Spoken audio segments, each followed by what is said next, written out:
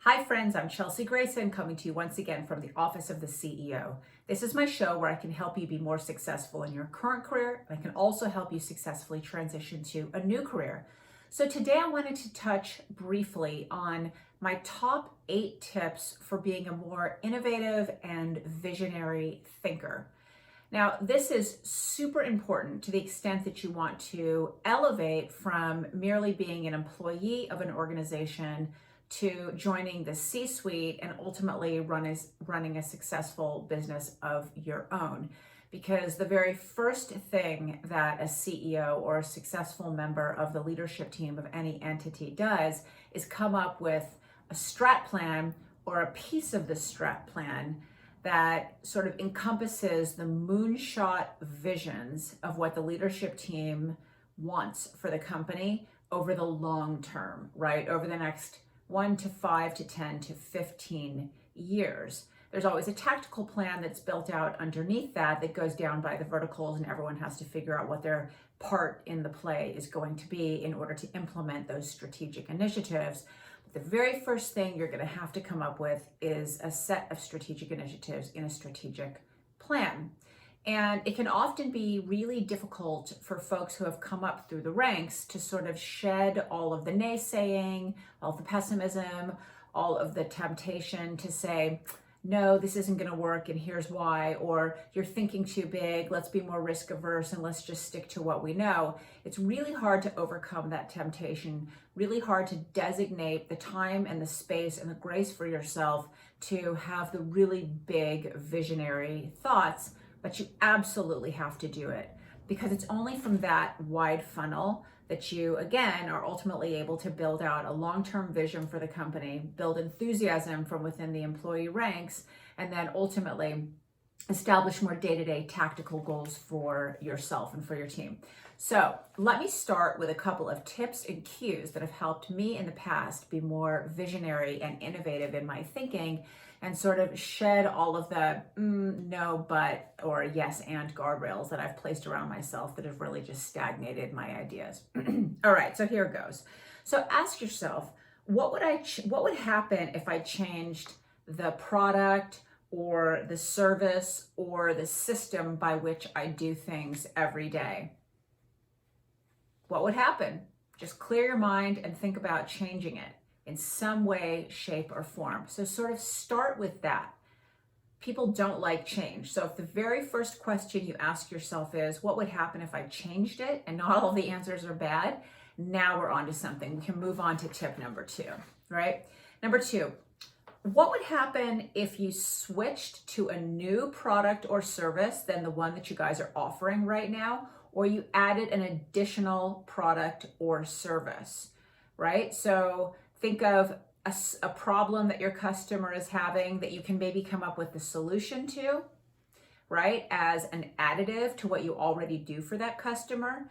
Maybe think about something that isn't going to be huge for you right now. It's just an additional issue that you see some of your customers struggling with, but you know that the current product or service that you're offering to them will become extinct at some point. There's going to be a sunset. There's going to be a natural evolution away from what you're offering.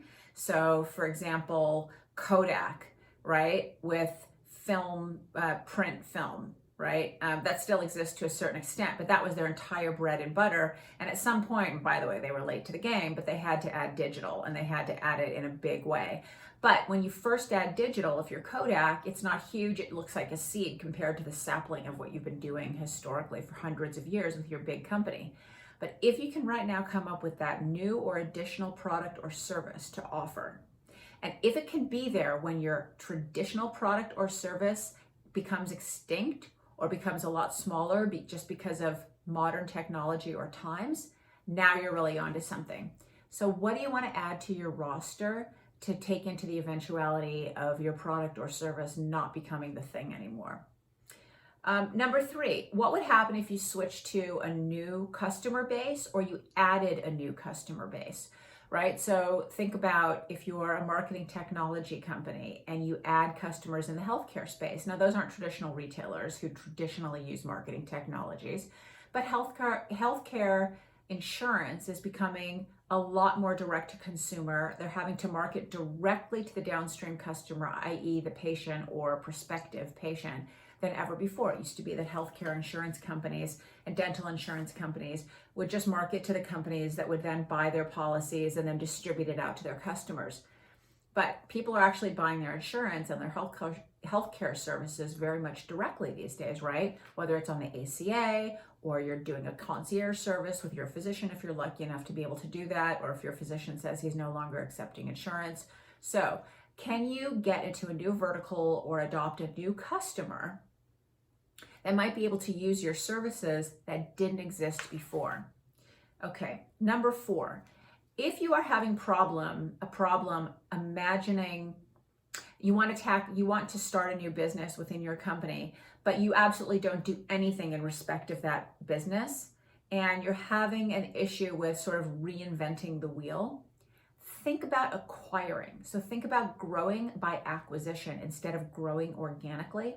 And if you can tack on that new business in an intelligent way so that you can just add water and immediately you're in that business now, that actually might open up your imagining skills, and it might make you see things that you never saw before for your company, because all of a sudden you can simply just add that business and now you can grow it as you thought about in your visions. Okay, what about improving or changing what you're doing now to meet 10 years down the road, whatever is going to be required by the market? Right? So what if you could take a look at a vertical or a type of customer or a problem and say, wow, that's going to be, it's not quite ready yet, like civilian space travel, for example, right? But we know it's coming. We can see lots and lots of different companies in the race to get that finished.